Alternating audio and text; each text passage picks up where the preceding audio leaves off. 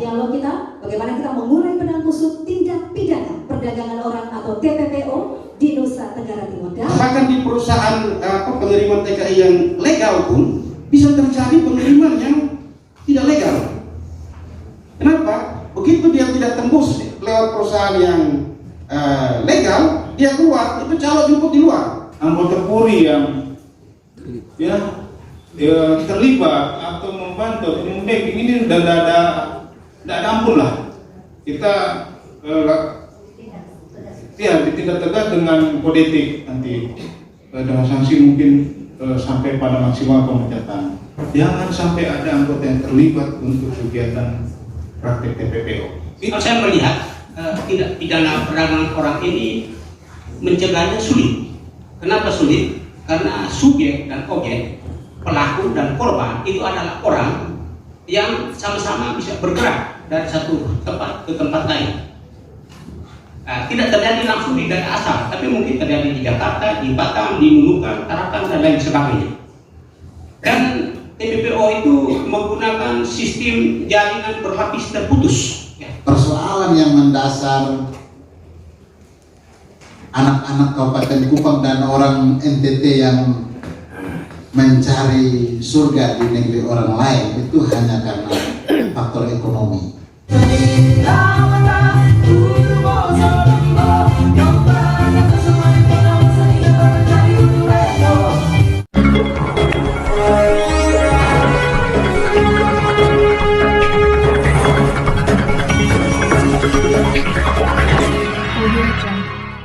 Kita akan menghadirkan narasumber-narasumber kompeten pada pagi hari ini terkait dengan dialog kita bagaimana kita mengurai benang kusut tindak pidana perdagangan orang atau TPPO di Nusa Tenggara Timur. Dan langsung saja saya memperkenalkan keempat orang narasumber kami yang sedang juga bersama dengan kami untuk boleh bergabung bersama dengan saya di atas panggung ini. Yang pertama, saya mengundang dengan hormat dan kasih anggota Dewan Perwakilan Rakyat Daerah DPRD Provinsi Nusa Tenggara Timur, Bapak Jan Peter Widi. Boleh kita berikan tepuk tangan.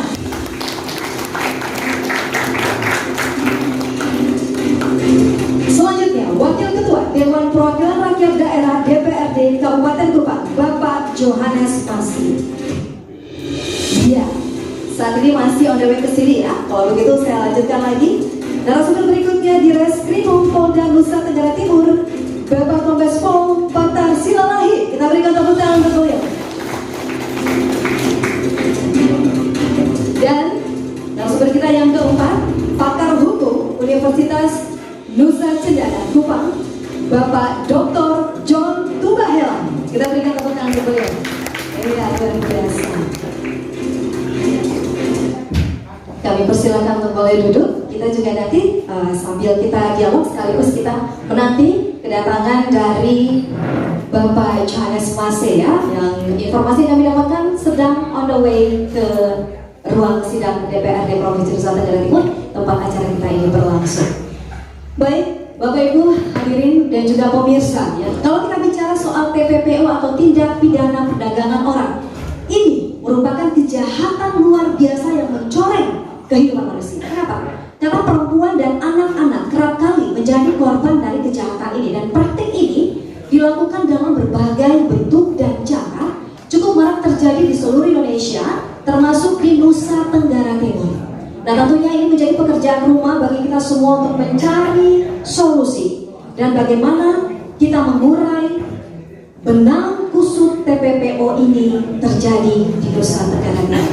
Namun sebenarnya apa yang menjadi dasar sehingga TPPO ini marak terjadi di Nusa Tenggara Timur dan bahkan di beberapa daerah di seluruh Indonesia? Ketiga narasumber kita yang hadir untuk boleh masing-masing memberikan POV atau point of view-nya terkait dengan TPPO yang terjadi dan marak saat ini di Nusa Tenggara Timur. Yang pertama, saya berikan kesempatan kepada anggota Dewan Perwakilan Rakyat Daerah DPRD Provinsi Nusa Tenggara Timur, Bapak Jan Peter Widi, dan masing-masing 2 menit durasi waktunya. Saya persilakan. Silakan Pak Jan. Jadi TPPO ini bukan kasus baru. Ini sudah lama terjadi bahkan sebelum Indonesia merdeka. Ya, jadi kita sudah terbiasa dengan kasus tindak pidana perdagangan orang ini, dan hampir kita lihat seluruh lokasi asal korban itu selalu bersentuhan dengan lokasi-lokasi yang terkait dengan kemiskinan. Jadi daerah-daerah asal buruh migran yang menjadi korban TPPO itu selalu berkaitan dengan lokasi-lokasi kemiskinan.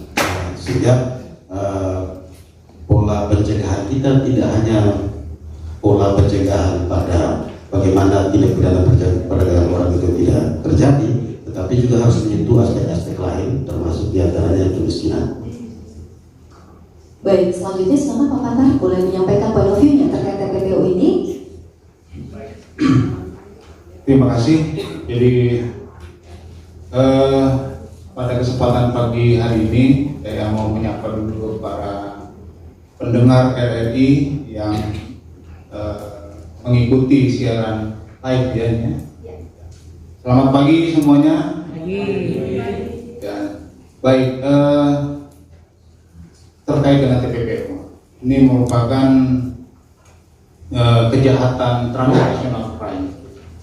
Artinya kejahatan yang antar negara lintas.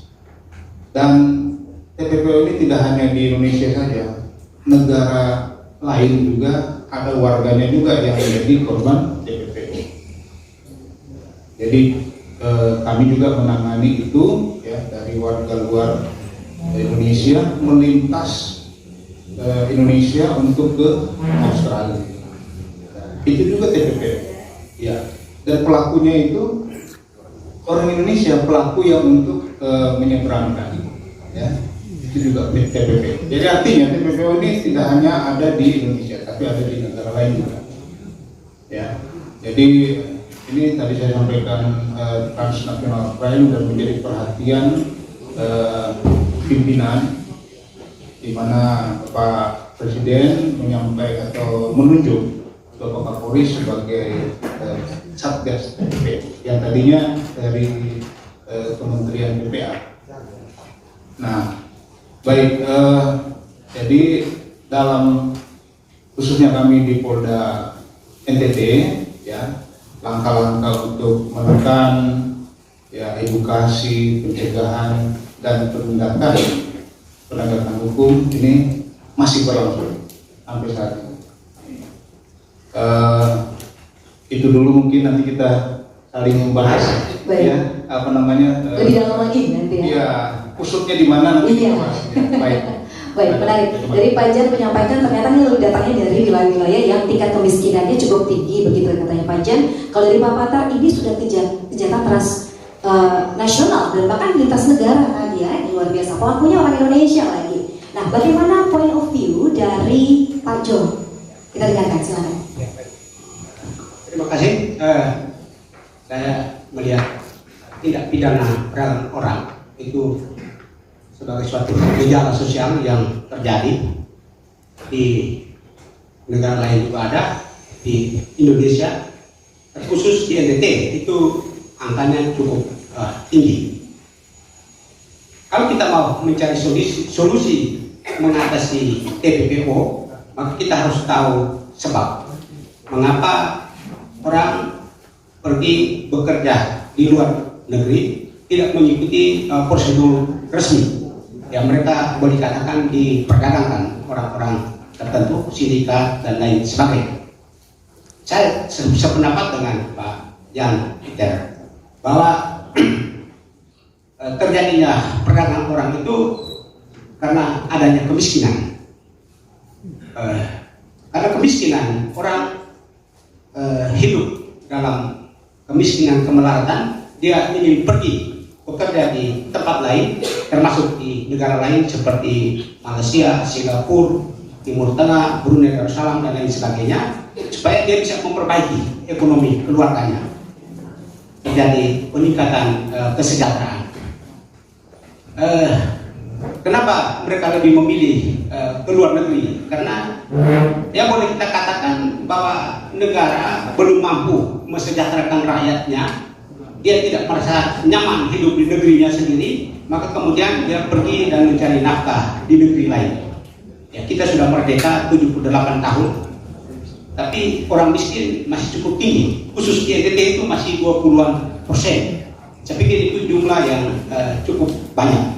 Maka kalau kita mau mencari solusi untuk menyelesaikan masalah perdagangan orang ini, kita perlu membangun dari segi ekonomi, yaitu menciptakan lapangan kerja dengan gaji penghasilan yang cukup sehingga dia bisa hidup sejahtera di negeri yang kita cintai ini.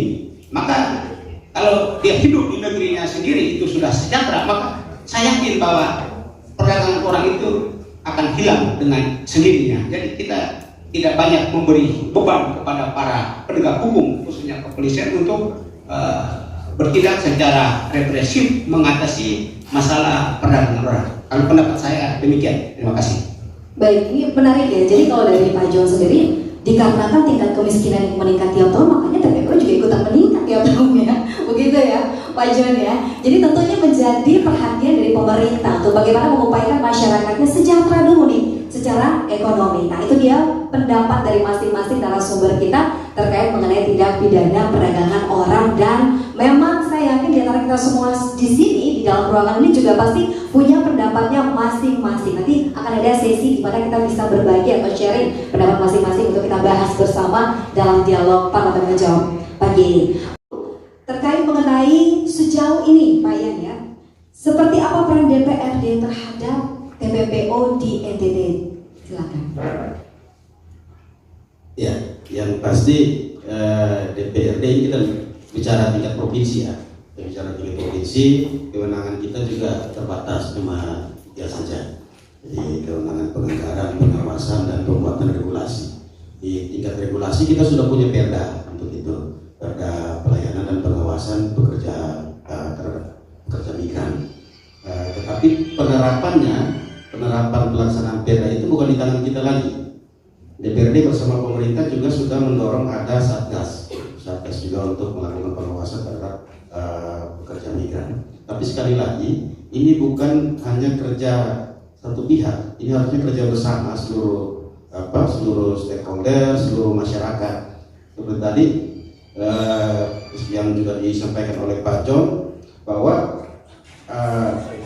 kalau kita lihat orang yang berangkat kerja di luar negeri, walaupun TPPO ini bukan hanya terkait dengan tenaga kerja saja, tapi masih ada hal-hal lain, misalnya penyelundupan orang yang tadi Pak Kabit ngomong bahwa ada faktor ekonomi, ada faktor kebutuhan ekonomi dari para pelaku maupun para korban,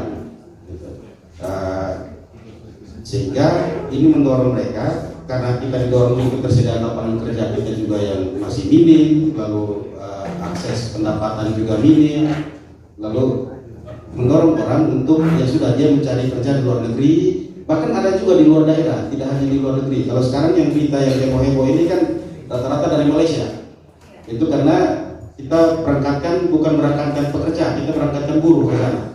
Jadi orang hanya pergi bekerja di kebun kelapa sawit, bekerja sebagai pekerja rumah tangga.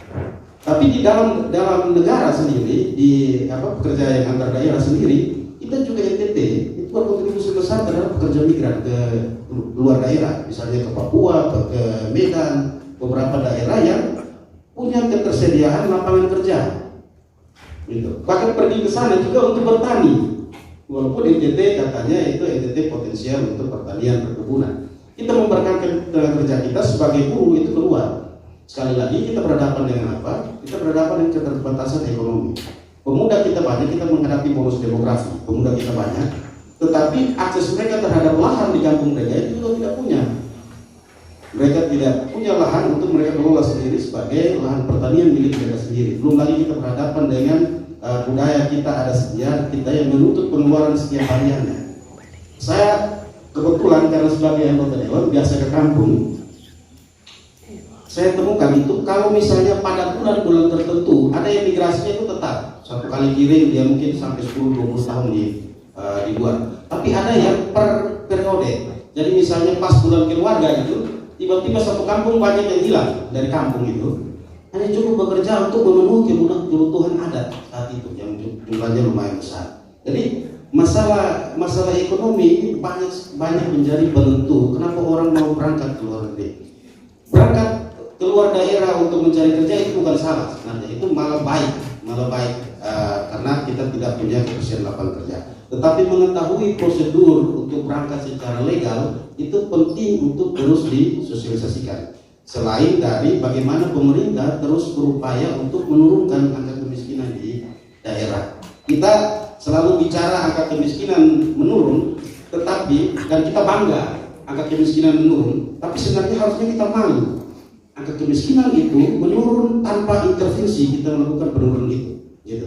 Kalau kita bangga, harusnya kan kita melihat, oh ada intervensi pemerintah sehingga angka kemiskinan itu menurun.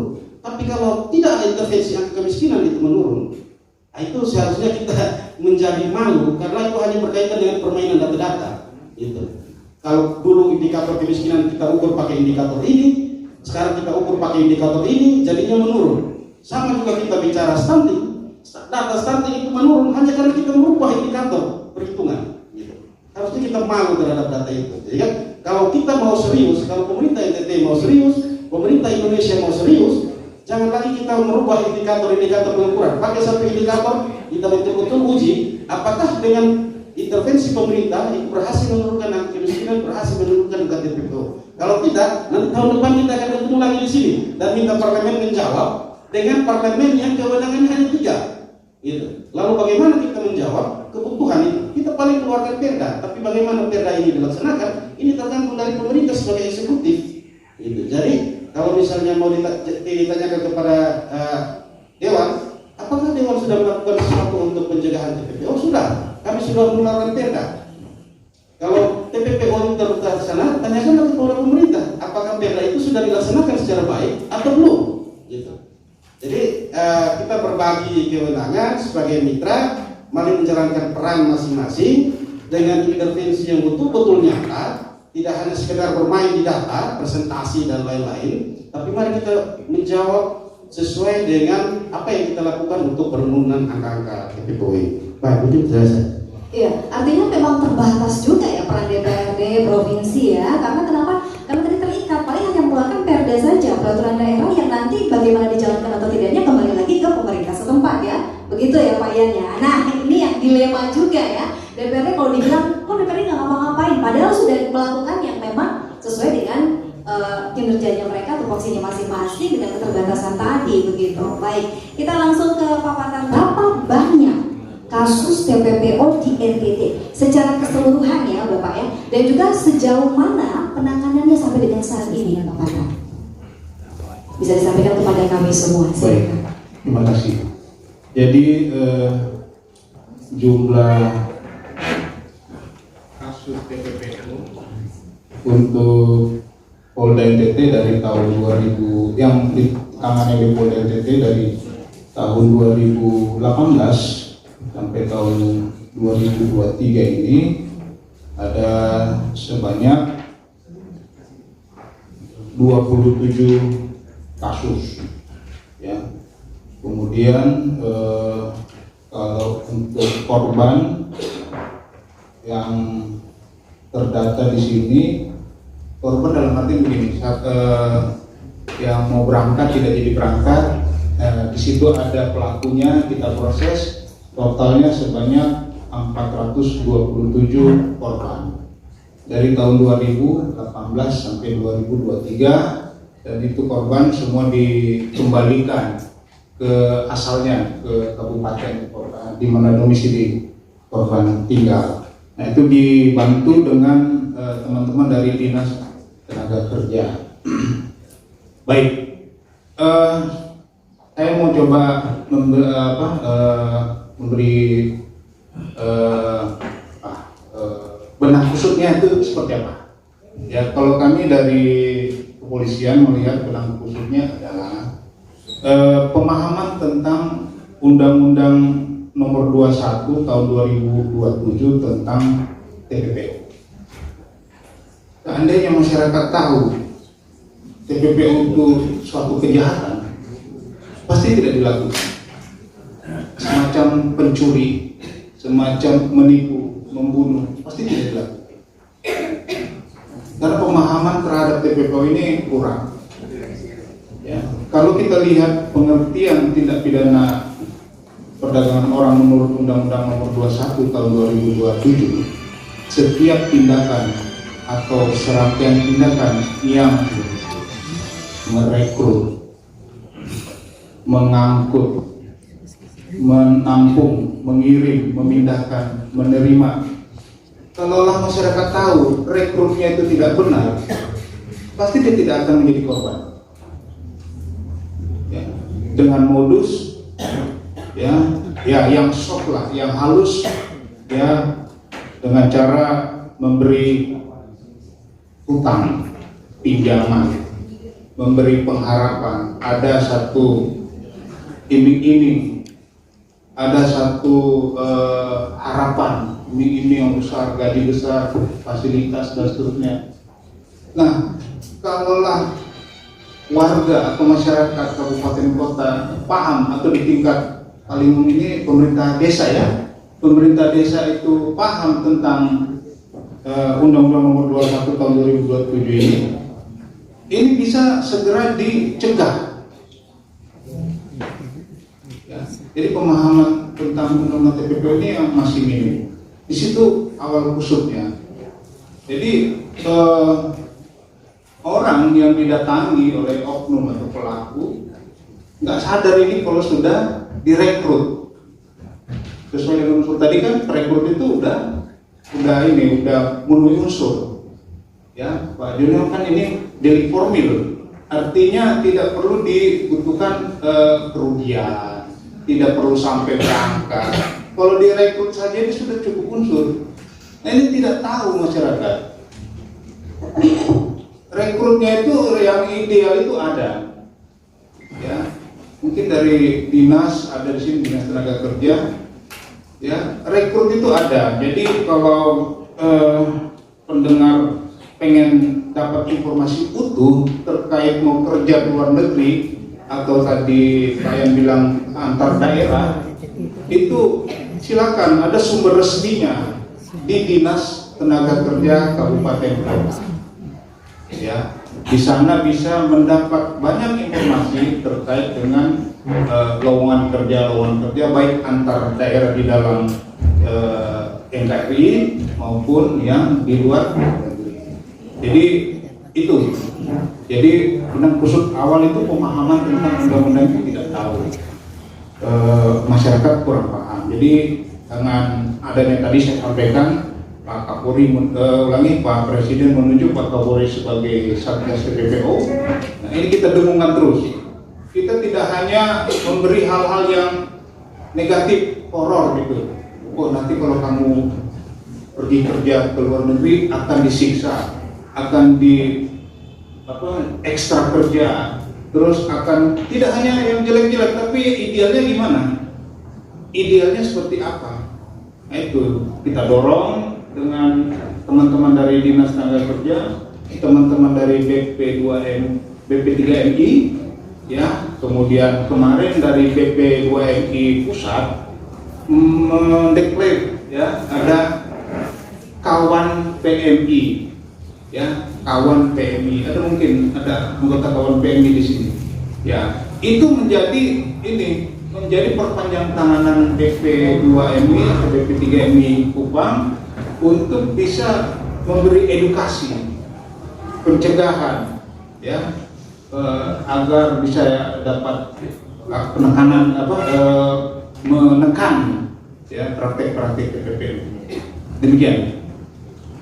Ya, baik. Artinya bahwa yang pertama mengenai pemahaman ya, yang kurang oleh masyarakat terkait bahayanya TPPO ini sebenarnya. Dan kalau kita bicara soal iming-iming, masyarakat di sini kan ya kita tahu bahwa masyarakat khususnya kebanyakan kan dari Kabupaten Kupang ya, kebanyakan yang direkrut lah begitu, dikarenakan kurang paham, dan makanya kenapa sampai harus mengedukasi, mensosialisasi, bukan saja di sini tapi kalau bisa sampai di tingkat desa ya. Sebenarnya harus ada agen-agen PMI tadi ya disampaikan ya, untuk bisa menyampaikan hal tersebut. Nah, ini sebenarnya menjadi beberapa langkah dari pihak pemerintah bahkan juga kepolisian untuk bisa mencegah atau menekan menurunnya angka TPPO ini. Nah, kalau dari sisi hukumnya nih, Pak John, kita bicara nih terkait mengenai TPPO ini, gambarannya bagaimana secara analisa hukum untuk TPPO? Kalau kita bicara tindak pidana perdagangan orang, itu masuk dalam cabang hukum pidana. Saya sendiri bidang keahlian hukum administrasi. Jadi kalau saya memberi pendapat itu berkaitan dengan segi hukum administrasinya, yaitu bahwa prosedur perekrutan tenaga kerja yang dikirim ke daerah lain atau ke luar negeri itu tidak berjalan baik, sehingga kemudian para calon pekerja itu lebih memilih jalur ilegal atau jalur non prosedural. Sehingga kemudian setelah mereka ada di tempat kerja itu terjadi berbagai permasalahan. Di sana mungkin para majikan yang mempekerjakan mereka, ternyata tenaga kerja yang dikirim ke sana itu tidak sesuai dengan kualitas, ya, keterampilan dan lain sebagainya yang mereka butuhkan, sehingga kemudian terjadi berbagai persoalan, yaitu penyiksaan sampai ada korban jiwa dan lain sebagainya. Maka saya pikir hukum kita itu sudah cukup sempurna, cukup lengkap, baik pada tingkat nasional maupun tingkat daerah otonom. Hanya persoalannya ada di implementasi dari hukum itu sendiri, kan melibatkan berbagai pihak. Maka saya juga sependapat bahwa kalau kita mau mengatasi masalah TPPO itu dalam jangka pendek, hal pertama adalah sosialisasi, memberikan pemahaman kepada masyarakat. Menurut saya tidak hanya melalui jalur struktur pemerintahan, yaitu pada tingkat pemerintahan terdekat, yaitu desa dan kelurahan, tetapi juga mungkin jalur agama, ya, struktur gereja kita bisa gunakan. Saya pikir para pendeta, pastor, ustadz, imam itu di mimbar itu jangan hanya bicara hal-hal yang bersifat teologis, tetapi bicara fakta sosial yang terjadi dan bagaimana untuk mengatasi. Saya pikir di tingkat level bawah itu ketaatan terhadap pimpinan agama itu sangat tinggi. Jadi langkah itu yang perlu dilakukan. Dan untuk jangka panjang saya masih tetap berpendapat bahwa upaya untuk membangun ekonomi itu menjadi hal yang sangat penting. Terima kasih. Iya, baik. Terima kasih Pak John, ya. Itu dia yang sudah disampaikan oleh ketiga narasumber kita. Jadi tetap untuk jangka pendek dan jangka panjangnya sudah sangat jelas yang mendukung masing-masing statement dari dua narasumber yang lainnya. Dari saya masih mahasiswa, Pak. Beberapa kasus TKI yang pernah populer itu saya terlibat di dalam. Kita jangan bicara angka yang sekarang, itu kan angka yang ditangkap. Bahkan sebagian itu belum sepenuhnya menjadi korban. Kalau tadi Pak Kombes bilang diberangkatkan, digagalkan, itu angka yang baru setengah korban. Kita punya angka ribuan, itu ada di Malaysia sana. Itu bahkan sudah beranak pinak di sana. Pak John sempat ke sana, saya sempat ke beberapa, Batam, kemudian ada di Kalimantan, Medan, beberapa. Gitu. Itu yang tinggalnya sudah pakai gardu saja. Dan itu tidak ada dalam data. Jadi kalau kita bicara data, itu tidak ada dalam data. Mau data pemerintah Indonesia, data pemerintah Malaysia, mereka juga mungkin sudah hilang dari data kependudukan. Bahkan sampai pada tahapan tidak memiliki kewarganegaraan. Jadi kita bicara data, angka, ya memang kalau ini sudah menjadi kasus yang luar biasa, sudah sangat luar biasa. Gitu. Bahkan kita punya penduduk, itu bahkan sudah ada yang pindah warga negara Malaysia, dia balik lagi mau pindah Indonesia, tidak bisa, dia tidak ada kewarganegaraan. Itu saya ketemu beberapa. Dan yang jadi soal adalah kita hanya bicara angka data, bahwa tahun ini meningkat yang ditangkap, tahun besok meningkat lagi yang ditangkap. Ya itu prestasi pihak kepolisian, prestasi Satgas untuk mengamankan. Gitu. Tetapi kalau bicara data korban TPPO, saya rasa tidak tak terhitung jumlahnya sekarang. Itu sudah ribuan. Bahkan tahun saya terakhir di dunia LSM itu tahun 2018 itu sampai 21 ribuan jumlah korban TPPO yang terdata, ya, bukan tidak terdata. Yang tidak terdata banyak sekali. Ini hanya angka gunung es. Gitu. Bahkan jumlah pengiriman orang bermigrasi kita itu banyak sekali tidak terdata, karena mereka tadi bilang Kabupaten Kupang itu angka paling tinggi. Tidak, bukan Kabupaten Kupang angka paling tinggi. Kabupaten Kupang itu tempat merubah identitas, sehingga angkanya jadi tinggi. Gitu. Itu yang dari daerah lain datang masuk Kabupaten Kupang, data dipalsukan, kemudian diberangkatkan. tercatatnya Kabupaten Kupang, sehingga ada Kabupaten Kupang meningkat. Itu dulu sempat Kota Kupang. Tapi kan orang tanya-tanya, ini Kota Kupang kenapa tiba-tiba berangkatnya sampai ratusan orang ke luar negeri? Gitu. Hanya karena tempat perubahan data. Sebenarnya tadi seperti apa yang tadi Pak Kombes sampaikan, masalahnya ada di desa-desa. Ini masih berhubungan dengan tadi satu pertanyaan. Dana desa itu dimanfaatkan tidak? Ini kesalahan sistem anggaran. Pemerintah pusat tidak rela dengan dana 1M ke desa. Dia kasih dana 1M ke desa, dia tentukan ini dana 1M ini 500 juta bikin apa, ini bikin apa, ini bikin apa. Desa tidak bebas mengelola anggaran. Kalau kasih dana 1M ke desa, dia kasih desa kelola gitu. Itu baru bilang pemerintah peduli terhadap desa, mau mencegah kemiskinan gitu. Jangan pemerintah kasih mau narik kembali semua gitu. Nah ini kita bicarain masalahnya sudah sangat kusut ya. Pas dengan tema kita mengurangi benang kusut gitu. Masalah ini ya tadi memang ada sempat di DPR ya kita kewenangan kita terbatas. Tadi pengeluaran TERA sudah dikeluarkan. Nanti kita bicara pengawasan. Pengawasan kita mengawasi yang memang yang pelaksanaan perda itu. Bagaimana sejauh mana perda itu sudah ini.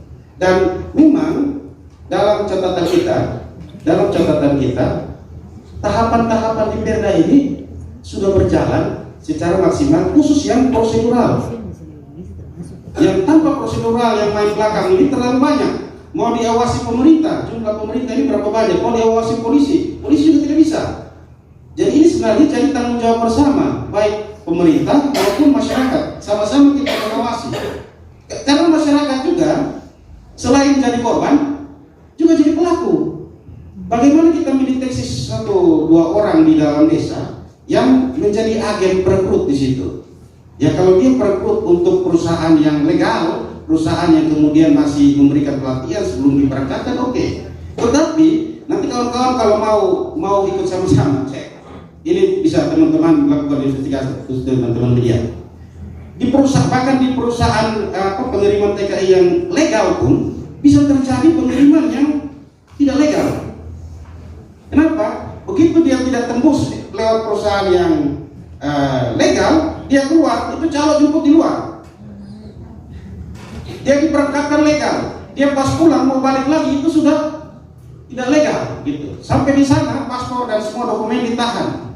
Dia dari sini berangkat legal, sampai di sana tidak legal di sana. Karena semua dokumen dia ditahan. Nah itu jadi permasalahan. Tapi ini kita bicara hanya, kalau itu kita bicara hanya Malaysia, tapi banyak juga prestasi-prestasi teman-teman yang bekerja ke luar negeri yang berhasil. Misalnya yang ke Hong Kong, ke daerah-daerah lain selain Malaysia. Ini kita bicara Malaysia, jadi kita bicara yang buruk-buruk saja ke luar negeri. Tapi bicara yang lain, bahkan tidak hanya SMP, sarjana-sarjana kita sekarang banyak yang di luar negeri, jadi pekerja migran di luar. Karena pendapatan di sana lebih baik, lapangan kerja di sana lebih baik. Jadi kita bicara tadi Pak Jan bilang, ya kita selesaikan kemiskinan kita, selesaikan dulu bagaimana menciptakan lapangan kerja yang besar. Nah itu kita bicara lain problem lagi yang nanti kita, kalau kita bicara ini akan banyak sekali kalau sangat kusut. Baik. Iya. Sebelum saya lanjut ke Pak Yan, nanti sempat sampaikan regulasi pengentasan kemiskinan begitu dari pihak DPRD sendiri sudah seperti apa nih? Ya, regulasi pengentasan kemiskinan. Saya kalau bicara regulasi ini teman-teman di sekon ada saya kadang-kadang ketawa ya, gitu ya. Kita bicara mau mengentaskan kemiskinan, ini kita bicaranya anggaran ya. Jadi kalau misalnya pemerintah bicara misalnya mau mengentaskan kemiskinan, berarti harusnya ada alokasi pos untuk mengentaskan kemiskinan yang maksimal gitu. Jadi kalau kawan-kawan, saya tidak mau menyalahkan siapa-siapa, ini kesalahan kita bersama karena hidup di daerah miskin. Gitu. Kalau kita hidup di daerah yang kaya, kita bisa mengalokasikan banyak sekali anggaran untuk hidup. Tapi pada dasarnya kita memiliki kemampuan untuk itu, hanya kita belum memaksimalkan. Nanti kalau teman-teman mahasiswa melakukan ini ilmu komunikasi ya, ilmu komunikasi bisa melihat data investasi yang masuk ke NTT itu berapa banyak. Kita minim sekali investasi. Bagaimana kita mau bicara penciptaan lapangan kerja jika investasi kita sangat minim? Investasi yang masuk ke daerah kita sangat minim. Tidak ada lapangan kerja yang terbuka. Jadi akhirnya apa? Kita hanya bicara mengentaskan kemiskinan. Kita berharap anggaran pemerintah mau buat berapa banyak Pak? Gitu. Paling ya sedikit menstimulasi. Tetapi kalau kita bicara bagaimana menciptakan lapangan kerja, kita harus mendorong ada investasi yang masuk, sehingga bisa membuka lapangan kerja yang banyak. Kalau bicara pemerintah ya, pemerintah membuka lapangan kerja paling honor, PNS dan lain-lain. Tapi membuka lapangan kerja yang baik itu harus ada baik investasi ya, yang dilakukan oleh masyarakat NTT sendiri ataupun investasi yang dilakukan oleh orang luar. Kalau kita bicara investasi ini jangan langsung pikirnya yang dalam tanda kutip tapi banyak hal sebenarnya untuk menciptakan lapangan kerja di NTT, banyak potensi untuk menciptakan lapangan kerja di NTT. Tapi sekali lagi kita bicara kemauan. Apakah NTT terbuka untuk itu atau tidak? Kita bicara NTT sebagai daerah wisata. Nanti kawan-kawan mahasiswa kalau ada penelitian soal anggaran pemerintah silakan buka cek dokumen anggaran itu. Berapa anggaran yang dialokasikan untuk NTT sebagai daerah perwisata. Jadi kita bicara itu terlalu banyak masalah. Kalau kita bicara TPPO berkaitan dengan kemiskinan banyak sekali hal berkaitan dengan itu. Jadi mungkin tidak hari ini kita bicarakan habis. Apa langkah-langkah Polri dalam menekan kasus TPPO? Jadi langkah-langkah Polri seperti yang disampaikan Pak Kapolda tadi, langkah-langkah pencegahan. Ya, pencegahannya sampai ke tingkat polsek-polsek, sampai ke tingkat desa-desa, kecamatan. Ya, jadi begitu Presiden menyampaikan atau menunjuk Pak Kapolri sebagai pelaksana Satgas TPPO yang tadinya di Kementerian PPA, ini langsung menyampaikan kepada jajaran Polda wilayah termasuk NTT membentuk Satgas TPPO. Artinya membentuk ini dalam artian sudah ada, cuman diambil alih oleh Polda, ya, yang dipimpin oleh Bapak Wakapolda. Di dalam struktur itu saya sebagai penegakan hukumnya. Jadi ada beberapa sub satgas, pencegahan, penindakan, koordinasi, dan ada 7 sub satgas itu. Itu tidak sendiri hanya Polda, tapi melibatkan stakeholder lainnya, dinas tenaga kerja, dari bea cukai, imigrasi, terus dari dinas kesehatan. Nah, itu banyak di situ. Jadi ini tidak sampai di Polda saja, tapi sampai ke Polres-Polres. Sampai Polres-Polres pun demikian, yang dipimpin oleh Bapak Wakapolres. Ya, tentu Polres-Polres sampai ke polsek-polsek, kecamatan, desa. Ya. Jadi kita bersama Polri, kami bersama dengan stakeholder di Satgas TPPO itu turun pencegahan, ya, dengan tadi disampaikan oleh Pak Kapolda ke masjid, ke gereja, ke tempat-tempat sekolah, tempat keramaian. Kita menyerukan hati-hati dengan praktek-praktek TPPO. Nah, kemudian selain melakukan pencegahan, kita juga melakukan penegakan hukum. Ya, walaupun sudah diserukan untuk pencegahan, tapi masih ada juga yang melakukan praktek TPPO ini. Terutama ini sekalian menjawab yang penanya lain. Yang korbannya itu adalah keluarganya sendiri. Ini rata-rata ada di kabupaten kota di NTT ini ada. Dia menutup akses untuk memberi informasi. Dia tidak mau kasih tahu bagaimana, padahal kita tahu itu dia yang ngajak keluar. Ya, jadi kami melakukan penekanan kepada pemerintah desa, ya, agar warganya yang keluar dari daerah atau domisilinya itu benar-benar diverifikasi, dicek, ya, baik dia keluar daerah di dalam negara Republik Indonesia maupun keluar daerah untuk keluar negeri. Ya, kalau tadi beliau menyampaikan modus-modus dengan pemalsuan identitas, pemalsuan dokumen. Mungkin itu di tahun-tahun kemarin oke, betul terjadi. Sekarang dengan dinas ketatnya pembuatan KTP, pembuatan paspor. Kemarin dari kawan-kawan imigrasi sangat jelas menyampaikan kalau datanya tidak nyambung itu pasti ditolak. Pasti ditolak di imigrasi, di border itu pasti ditolak. Jadi kemungkinan yang lewat itu adalah benar-benar nekat. benar-benar nekat ya untuk nyebrang ke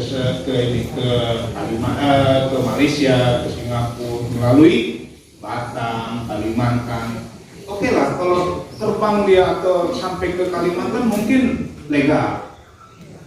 Tapi begitu melintas dari Kalimantan ke seberang itu ilegal. Itu yang tadi saya bilang memaksakan diri.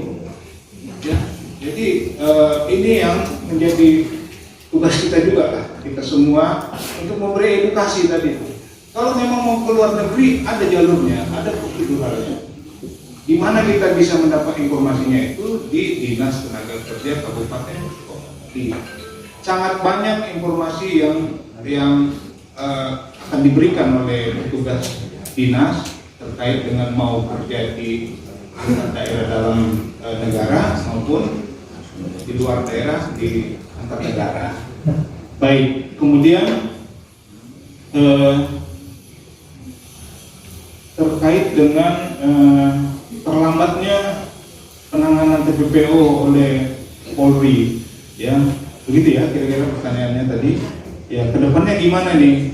Ya, jadi kalau data saya yang di sini ada dari tahun 2018 kita sudah melakukan pengungkapan. Artinya memang tidak apa kalau dibilang terlambat enggak juga ya, karena 2018 kita juga sudah ada pengungkapan. Karena saya di sini baru tahun kemarin 2022 ya, saya di NTT untuk jilid kedua, saya jilid kedua di sini ya, tahun 2022. Nah, jadi saya pegang data ini, artinya kita sudah melakukan penegakan hukum ya. Kedepannya gimana ini ya, Pak Kapolri sudah menyampaikan bagi anggota Polri yang ya terlibat atau membantu membacking ini udah tidak ada ampun lah. Kita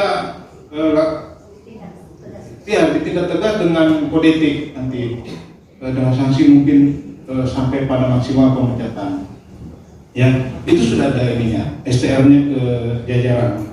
Jadi kami sangat konsen dan saya setiap kali mengambil apel atau memberi arahan kepada anggota, jangan sampai ada anggota yang terlibat untuk kegiatan praktek TPPO. Itu terus saya dengungkan. Ya, begitu juga Pak Kapolda. Kedepannya gimana? Ya kita mesti konsen terus untuk melakukan pencegahan, ya, pencegahan dan penindakan. Kolaborasi dengan adanya Satgas TPPO. Tadi di situ sudah ada beberapa unsur. Itu sudah kita kolaborasi di situ. Ada teman-teman dari kejaksaan, ada teman-teman dari imigrasi, ada teman-teman dari dinas, ada bahkan tadi yang saya sampaikan teman-teman dari kawan PMI. Nah ini kita yang lebih intens dan tidak biasa-biasa. Kita akan melakukan evaluasi setiap bulan, ya setiap bulan. Kami kemarin melakukan evaluasi itu dengan menggunakan daring, dengan Zoom. Ya kita mengundang instansi-instansi tingkat provinsi, kita zoom sampai ke tingkat kabupaten. Baik, demikian mungkin yang bisa kami beri jawaban. Korban sendiri bagaimana untuk rehabilitasinya dan juga untuk penanganan korbannya dari pihak kepolisian sebatas apa? Oh iya, baik. Ketika ada yang menjadi korban terkait dengan rehabilitasi, nah di tataran penyidikan itu ada namanya restitusi. Itu yang akan kita kita minta pertanggungjawaban pada pelaku dan kita tuangkan di dalam berkas. Nah nanti itu akan dituntut di pengadilan oleh hakim nanti di sana. Ya itu yang bisa kami beri semacam rehabilitasi ya. Kalau dari sisi penyidik. Kalau mungkin selebihnya kami berkoordinasi dengan Dinas Tenaga Kerja, nah, terkait pemulangan, pemondokan mungkin sementara selama proses penyidikan pemberkasan. Setelah selesai itu dikembalikan ke domisili tempat tinggal. Demikian. Kalau ada masalah yang terkait dengan hukum begitu, para TKI kita yang datang ke NTT, ada beberapa kasus juga kemarin itu juga tetap dikawal ya Pak Patar? terkait hukum. Ya, maksudnya jika mereka punya masalah begitu, kemudian mungkin secara hukum ada beberapa TKI juga yang harus diproses begitu dan sebagainya. Ya, TKI yang bermasalah itu sudah ada. Kalau dia bermasalah tentu ada dari BP2MI atau BP3MI yang akan memberi perlindungan.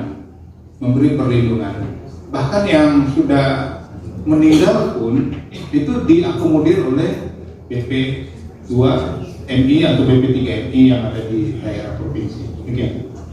Baik, terima kasih Bapak Tar. Saya lanjut ke Pak John ya.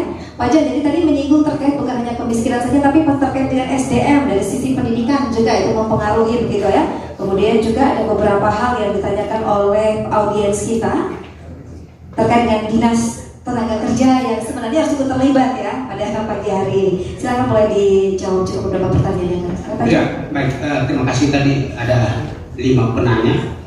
Pertanyaan cukup banyak dan saya mencatat ada beberapa yang saya bisa beri penjelasan. Yang pertama dari Karel dari Untris ya, mengenai langkah pencegahan. Kalau saya melihat tidak pidana perdagangan orang ini mencegahnya sulit.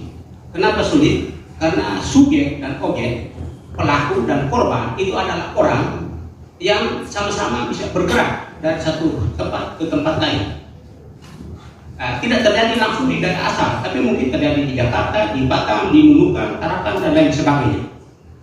Dan TPPO itu menggunakan sistem jaringan berlapis terputus. Jaringan berlapis terputus. Artinya berlapis, ada lapis level bawah yang baru orang-orang kita juga dari desa atau kelurahan yang bersangkutan. Lalu lapisan tengah itu orang ada di Jakarta, mungkin juga di Kupang, mungkin juga di Batam, mungkin juga di Nunukan. Lalu ada jaringan juga di luar negeri yang mendapat keuntungan dari TPPO itu. Jadi memang sulit, yang perdagangkan adalah orang. Dia menggunakan berbagai macam cara. Dia bilang, saya mau pergi lihat keluarga di Batam, lihat keluarga di Nunukan. Lalu sampai di sana baru dia nyebrang, menggunakan jasa dari jaringan itu. Makanya sulit kalau kita meminta Polda di sini untuk bisa mencegah. Artinya bahwa mereka selalu berupaya dan kita ikuti di media, mereka bekerja cukup maksimal juga. Sehingga menurut saya langkah jangka pendek itu kita semua terlibat. Ya, di dunia pendidikan, agama, pemerintahan itu memberikan pemahaman yang benar pada masyarakat bahwa kerja di luar negeri itu tidak selamanya enak-enak, tapi susahnya juga cukup banyak.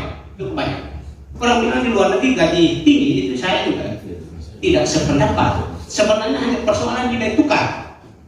Ya, 1 ringgit Malaysia dihargai 3.000-an rupiah, sehingga di sana dia bekerja dapat gaji 700 ringgit per bulan. Kalau di Indonesia sudah sekitar 2,4-2,5 juta.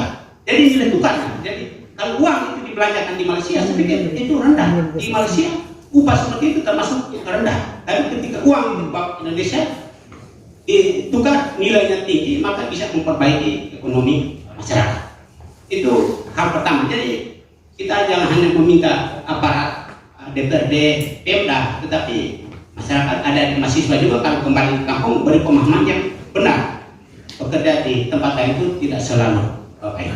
Lalu soal pembangunan ekonomi ini menurut saya yang utama dan permanen ya. Coba kita mundur sedikit. Kita punya kebijakan pembangunan ini menurut saya tidak bagus. Tidak bagus kenapa? Terputus-putus. Tidak ada keberlanjutan. Saya kasih contoh begini. Pak Ben Boy menjadi gubernur NTT 1978-1988, 10 tahun, 2 masa jabatan. Kebijakannya Operasi Nusa Makmur, Operasi Nusa Sehat, Operasi Nusa Hijau.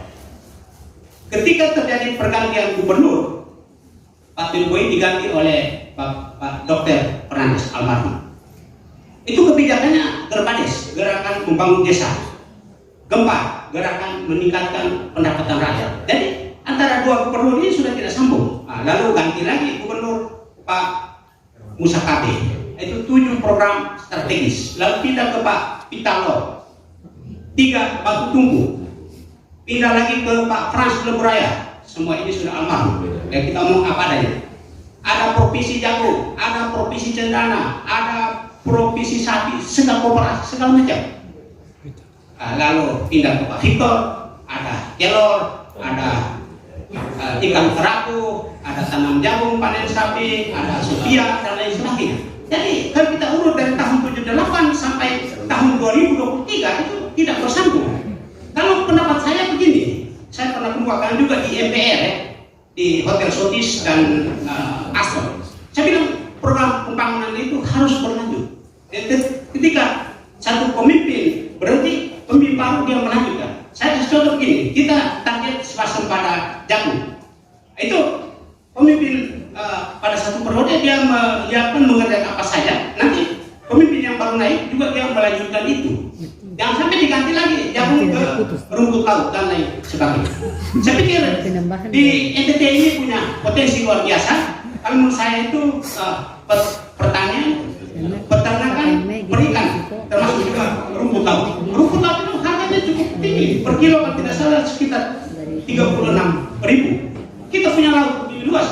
Nah, sekarang kita bertanya, apakah pemerintah daerah kita sudah menganggarkan untuk pengembangan ekonomi yang seperti itu? Saya katakan tidak, ya tidak. Maka saya mengharapkan DPR juga berperan mengoreksi anggaran yang RAPBD-nya dirancang oleh kepala daerah. Tapi ketika dibawa ke DPR untuk dibahas, anggaran-anggaran yang studi banding, konsultasi, rapat-rapat, perjalanan itu dikurangi. Alokasikan untuk pengembangan ekonomi itu yang penting. Yang berikut dari Yuni soal KTT ASEAN ya, saya sendiri kurang begitu percaya pertemuan-pertemuan internasional regional yang membahas masalah-masalah global. Saya kasih satu contoh pertemuan untuk mengurangi perubahan iklim. Ya, itu dari tahun ke tahun ya terjadi, tapi iklim kita makin menjadi-jadi. Ya sekarang sudah ya di NTT seperti sana 37-38 derajat, di daerah lain sampai 40-an derajat, bahkan ada negara yang sudah sampai 50-an derajat Celcius. Karena apa? Polusi, pencemaran lingkungan segala macam. Pertemuan ya ada, menghabiskan anggaran cukup banyak. Tapi ketika kembali ke negara masing-masing, aksi nyatanya apa? Tidak ada ya. Pemerintah melarang menggunakan air seperti ini. Ya, sekali pakai kemasannya dibuat. Tapi pemerintah memberi izin terus untuk produksi ini. Ini kan aneh.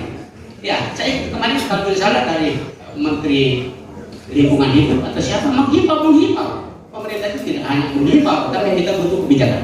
Iya, mungkin lebih dikerucutkan ke TPPO dulu ya.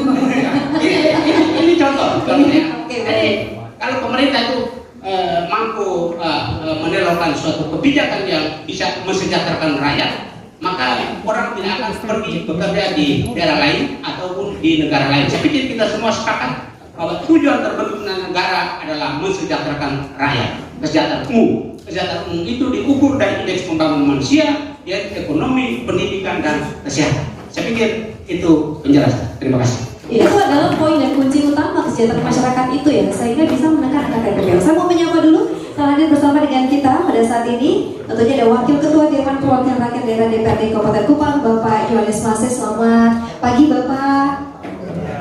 Tadi Kabupaten Kupang disinggung terus kita dari tadi. Kita sempat singgung Kabupaten Kupang, tapi belum ada jawaban ya dari Kabupaten Kupang. Baik, setelah ini kita akan kembali lagi, kita akan dihibur ya.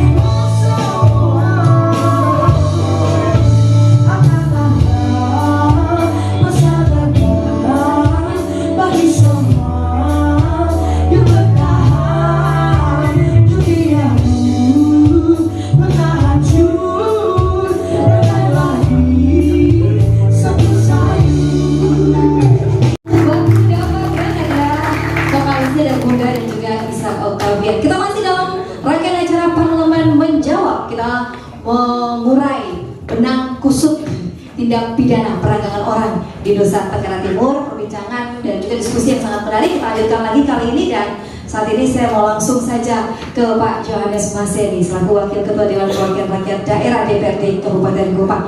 Ini adalah rangkuman dari apa yang sudah kami bahas tadi di awal.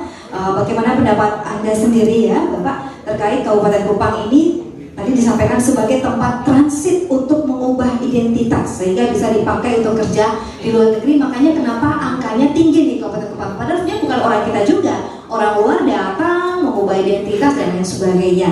Silakan Bapak boleh menyampaikan. Oh, satu lagi mungkin juga bisa disampaikan kepada kami setelah itu terkait implementasi Perdani terkait TPPO di Kabupaten Kupangnya secara keseluruhan sudah sampai mana juga dan seperti apa. Silakan. Baik, terima kasih Ibu Vero. Senior saya Pak Dr. Leon Tubeharan, teman kita diskusi, dan juga ada Pak Dir Remo Polda NTT, ada sahabat seperjuangan saya Pak Yamindi dari DPRD Provinsi, teman-teman pers yang hadir, dan ada mahasiswa dari Undana, Unkris. Perkenalkan, nama saya Johannes Julius Mase. Saya sekarang ini menjabat sebagai Wakil Ketua DPRD Kabupaten Kupang, dan bicara soal tindak pidana perdagangan orang, karena saya sudah jadi anggota DPR 3 periode, jadi saya paham betul itu benang kusut yang ada soal tindak pidana perdagangan orang di wilayah Kabupaten Kupang. Kawan-kawan sekalian, para pendengar di mana saja berada, memang kami sadari betul bahwa di tahun 2019-2020 itu tingkat kulminasi dari berbagai macam rentetan masalah yang dihadapi oleh Kabupaten Kupang. Hal itu diakibatkan karena menurut apa yang kami dengar dari Pak John, dari teman-teman akademisi, bahwa persoalan yang mendasar anak-anak Kabupaten Kupang dan orang NTT yang mencari surga di negeri orang lain itu hanya karena faktor ekonomi, ya, faktor ekonomi dan pemahaman yang menurut hemat kami adalah sangat rendah, adalah seolah-olah mendapat kehidupan itu keluar dari kampung halaman, ya.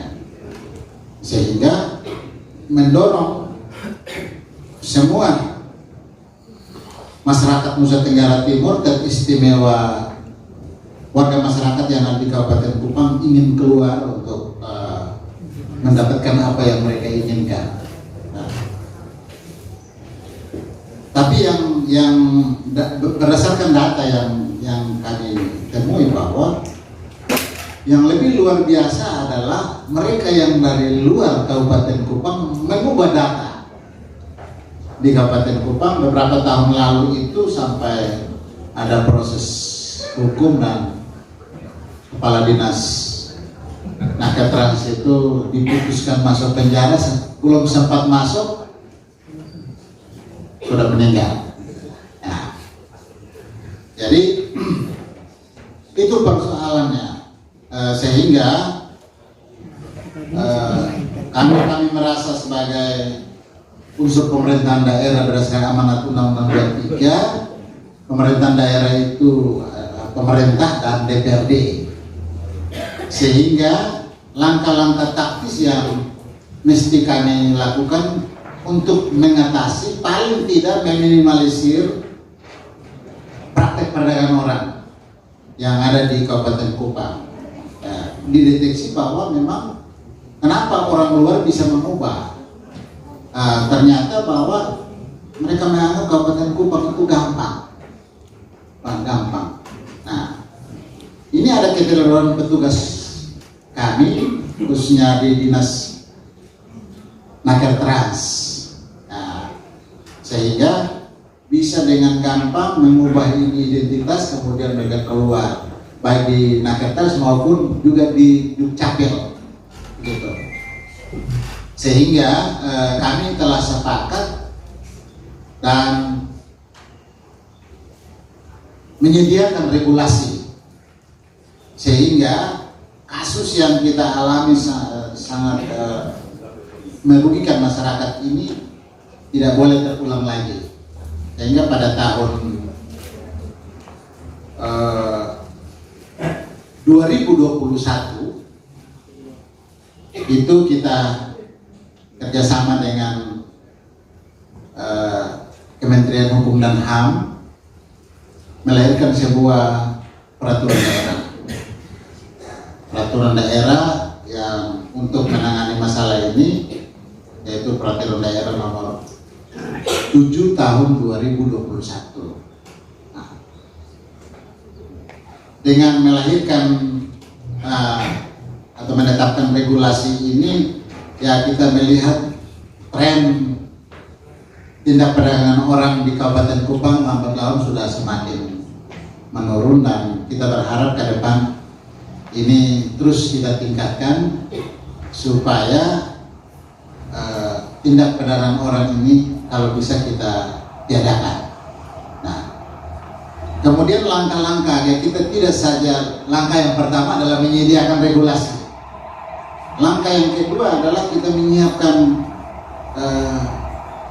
lapangan kerja dengan sadar bahwa kenapa mereka harus keluar baru mendapat kehidupan, padahal tanah yang sama ada di Kabupaten Kupang, di Nusa Tenggara Timur, juga yang ada di misalnya di Malaysia, Singapura, Hong Kong, Arab Saudi dan sebagainya. Kita di sini juga ada pasir di Arab Saudi sana kan sama, gitu.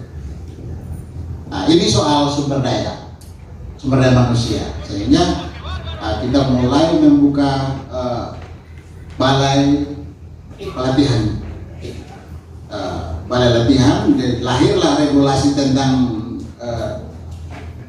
Perda nomor 7, kita langsung ikuti dengan membuka balai latihan kerja, sehingga mereka yang punya skill di bidang otomotif kita kasih latihan otomotif, pulang dengan membawa sejumlah kelengkapan yang pertukangan sama, kemudian juga di bidang pertanian. Ini yang kita lakukan, dan itu salah satu bentuk mengurai benang kusut tindak perdagangan orang di Kabupaten Kupang dan wilayah Nusa Tenggara Timur. Saya pikir itu beberapa langkah-langkah taktis yang kami telah lakukan, dan hasilnya adalah hari ini kita bisa melihat data di Kabupaten Kupang sangat menurun drastis, dan kita berharap semua kabupaten seperti itu. Kabupaten Kupang menjadi kabupaten yang bisa menjadi plus pembelajaran bagi kabupaten lain, sehingga pengalaman-pengalaman buruk yang kami alami tidak dialami oleh kabupaten-kabupaten lain di Nusa Tenggara Timur. Terima kasih. Iya, baik. Kalau bertanya selama ini DPR ada di mana, ya kita balik lagi soal fungsi DPR. Kadang-kadang teman-teman datang ke DPR berharap DPR jadi polisi. Itu kita tidak bisa menangkap pelakunya. Tetapi ada hal yang penting di sini yang perlu saya sampaikan di sini. Tadi sempat disinggung soal ada PJTKI yang resmi. Dalam catatan kita itu cuma ada 1 atau 2 PJTKI yang tercatat. Sebagiannya itu seharusnya masuk dalam blacklist. Tapi yang jadi soal adalah kita tidak pernah ada publikasi terhadap blacklist perusahaan yang melakukan TPPO. Banyak kasus yang membutuhkan peran kita bersama-sama, termasuk teman-teman mahasiswa. Gitu. Mari kita buka data ini di jejak digital lah, berapa kasus yang pernah ada keterlibatan kita di situ. Dan itu bukan kasus ecek-ecek, gitu, kasus yang langsung berhadapan dengan mafia. Tetapi banyak sekali teman-teman yang awalnya bersemangat bersama-sama, pas saat isu itu kemudian ada keterlibatan, ya ini minta maaf Pak Komes, keterlibatan dari pihak Polri, keterlibatan dari jaringan yang lebih kuat, banyak yang hilang, gitu. Jadi Ini harus jadi kerja bersama, tidak hanya kerja 1-2 orang, tidak ada 1 orang pun yang paling berjasa untuk kerja penanganan ini. Tapi ini menjadi jasa kita semua kalau seandainya NTT menurun jumlah kasus TPPO-nya, menurun angka kemiskinannya, menaikkan tinggi angka pencegahan terhadap terjadinya tindak pidana perdagangan orang. Mungkin itu dari saya. Kita bicara soal keselamatan hanya sebatas kita jual sayur kemudian MOU itu kan tidak betul. Ya. Baik, terima kasih. Baik, terima kasih Pak Anies. Saya rasa sudah menjawab ya. Dan kita sudah sampai di penghujung dari acara kita. Saya akan berikan kesempatan kepada masing-masing narasumber sekaligus closing statement dari apa yang disampaikan oleh Adi Kirga tadi ya. Adi Kirga kan menyampaikan faktor apa sebenarnya menjadi benang kusut utama. Masing-masing boleh menjawab tapi sekaligus closing statement ya. Jadi masing-masing saya kasih 2 menit karena waktu kita sangat terbatas. Saya mulai dari Pak John dulu terlebih dahulu. Silakan. Saya tambah sedikit. Tadi disinggung bahwa TPPO itu terbanyak dari Flores Timur. Itu menurut saya tidak benar. Jadi Flores Timur, kebetulan saya dari Flores Timur, Adonara. Yang terjadi di sana orang pergi merantau, tidak ada pedagangnya, tidak ada yang memperdagangkan kurang. Hanya mereka menempuh jalur ilegal. Jadi saya pernah wawancara dengan TKI ilegal ini, mereka sudah tahu jalurnya. Ternyata suap penyuap ini bukan hanya di Indonesia, di luar negeri juga polisi juga imigrasi bisa disuap. Jadi titik ini bayar sekian, titik ini bayar sekian, mereka siap uang dan kasih. Dan mereka masuk tembus sampai sini. Jadi prosedurnya begini, dari sana kasih informasi bahwa di sini ada butuh tenaga kerja untuk biar ayam sekian, karena di kebun kelapa sawit sekian, pembantu rumah tangga dan lain sebagainya. Lalu komunikasi dengan di kampung mereka mulai siap dan berangkat sendiri, tidak ada yang memperdagangkan. Maka itu tidak termasuk dalam TPPO. Mereka merantau dari tahun 40-an setelah merdeka. Dan ada juga kemarin di Pulau Rempang itu ada orang kami satu juga di tahun 1951. Dia sudah tua, usia 80-an, meninggal. Kami terima hari Minggu yang lalu dan hari Rabu itu kami kirim ke kampung. Dan dia menguasai lahan cukup luas. Jadi saya pesan ke anaknya, terima itu ganti rugi pulang kampung. Nanti jadi soal besar. Itu satu contoh. Dan perlu saya sampaikan juga bahwa TPPO itu tidak diotonomikan, sehingga kalau kita menuntut peran besar dari DPRD itu agak sulit karena masalah tindak pidana itu kewenangan pusat. Nah, jadi daerah itu hanya mungkin membuat regulasi untuk mencegah, itu saja. Tapi untuk penanggulangan TPPO daerah tidak punya wewenang otonomi. Terima kasih. Yang terakhir, benang kusut apa menjadi faktor paling utama dan sekaligus ditutup 1 menit saja. Kalau faktor utama menurut saya faktor ekonomi, ya, faktor ekonomi karena orang sulit bekerja, sulit mendapatkan uang untuk belanja kebutuhan sehari-hari, maka mereka pergi ke luar dan mencari kerja di luar. Selain di luar negeri, juga di Papua, di Batam, di Kalimantan, dan lain sebagainya. Baik, terima kasih Bapak John. Pak Patar silakan. Faktor utama apa yang mengusutkan benang TPPO ini? Sekaligus closing statementnya 2 menit silakan. Baik, terima kasih. Jadi benang kusut tadi sudah banyak disampaikan dari Pak John tadi menyampaikan masalah ekonomi, kesempatan kerja dan seterusnya. Nah, kalau saya melihat benang kusutnya dari sisi kami ya, melihatnya dari proses-proses penyelidikan maupun penyidikan, pemberkasan dan penegakan hukum pada intinya adalah pemahaman terkait dengan Undang-Undang Nomor 2000 Undang-Undang Nomor 21 tahun 2007. Tadi saya dengan Pak John sempat menyampaikan, kalaulah ini dipahami betul undang-undang ini bahwa ini merupakan perbuatan tindak pidana, sama seperti dengan mencuri, sama seperti dengan membunuh, menipu, ini pasti tidak akan dilakukan. Artinya menjauh dari perbuatan atau praktek-praktek yang tidak pidana TPPO-nya. Kalaulah masyarakat tahu tentang undang-undang ini, pasti dia tidak akan menjadi korban. Pasti tidak akan menjadi korban. Karena faktor ekonomi tadi, sudah tahu pun dia, pasti dia memaksakan diri juga.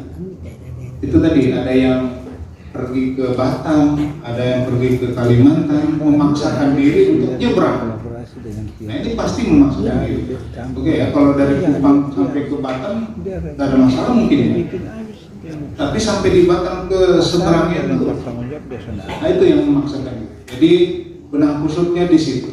Yang dari sisi kami polisi melihatnya pemahaman tentang undang nomor 21 tahun 2007 ini kurang paham. Jadi kita perlu mendorong edukasi, perlu mendorong sosialisasi.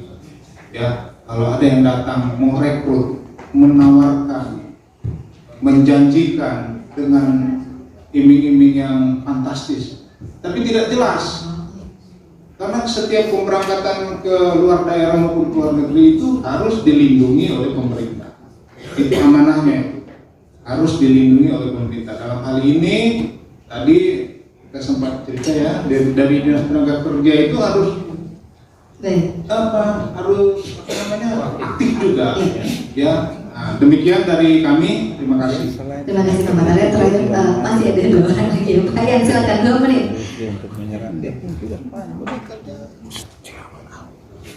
Iya, langsung ke sektornya saja. Silakan Pak Yan. Iya, jadi masalah TPPO ini kita semua bisa jadi korban. Jadi jangan lihat hanya yang sekarang jadi korban, kita bisa jadi korban disadari atau tanpa disadari. Jadi TPPO ini jadi masalah kita bersama. Jangan hanya minta pihak kepolisian, pihak pemerintah, tapi ini jadi masalah kita bersama. Dan kalau bisa, masalah TPPO ini jangan jadi isu sesaat. Jadi ini hanya tiba-tiba muncul, lalu hilang lagi, dan lama hilang. Nanti tahun berikut baru hilang, muncul lagi.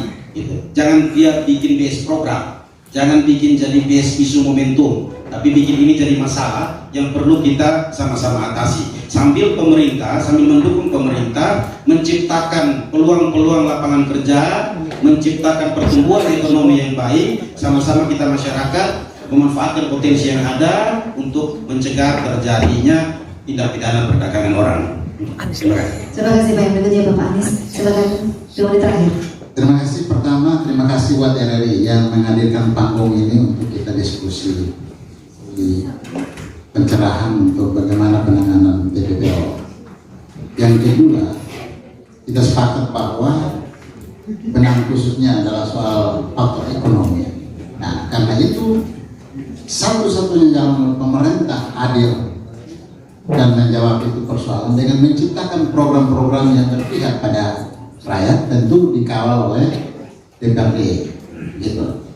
Dan bagaimana cara mengatasi seperti itu, dan pengawasan adalah tugas kita semua, tugas media, tugas kami di legislatif, pemerintah dan mahasiswa. Barangkali ini komponen-komponen bangsa yang mesti kita satu padukan untuk menangani satu kasus dari sekian ribu kasus yang sedang dialami oleh bangsa ini. Terima kasih. Baik, terima kasih. Dulu kita berikan tepuk tangan kepada keempat narasumber kita yang luar biasa. Ya, ini saya mengucapkan terima kasih kepada Bapak Yones Mase yang sudah bersama dengan kami, juga Bapak John Windy, Bapak Patar juga terima kasih, Bapak John, Bapak Dokter, terima kasih sudah bersama dengan kami. Semoga apa yang kita perbincangkan ini bisa menambah pemahaman kita teredukasi betapa bahayanya TPPO, tindak pidana perdagangan orang, agar kita tidak terbuai dengan tawaran dari pihak-pihak yang tidak bertanggung jawab. Saya Rani Veronica, terima kasih. Ya, mahasiswa dari media semuanya yang telah hadir di dialog parlemen menjawab kali ini. Hindari jebakan perdagangan orang. Kita tuntaskan sampai di sini saja. Baku dapat, men.